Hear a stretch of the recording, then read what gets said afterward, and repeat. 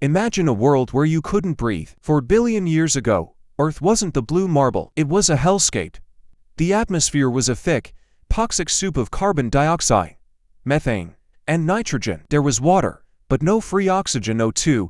If you stood there for a second, you'd suffocate. For the first 2 billion years, life existed only as tiny, single-celled organisms hiding in the deep ocean, feeding on chemicals from volcanic vents. They didn't need oxygen. In fact, to them, oxygen was a deadly poison. Around 2.7 billion years ago, a hero emerged. It wasn't a giant beast, but a tiny microbe called cyanobacteria. These little guys invented a biological superpower: oxygenic photosynthesis. They figured out how to use sunlight to split water molecules H2O to make food. The byproduct of this process, oxygen.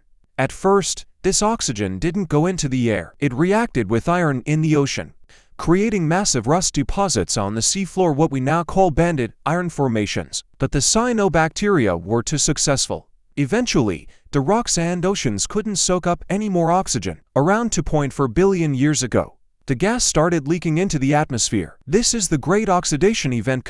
It was Earth's first climate catastrophe. Oxygen reacted with methane, a powerful greenhouse gas, removing it from the sky. Without that methane blanket, Earth froze into a snowball. A global ice age that lasted millions of years. Most of the existing life on Earth, which was anaerobic, was wiped out. It was a mass extinction, but it paved the way for us. Today, we maintain a delicate balance.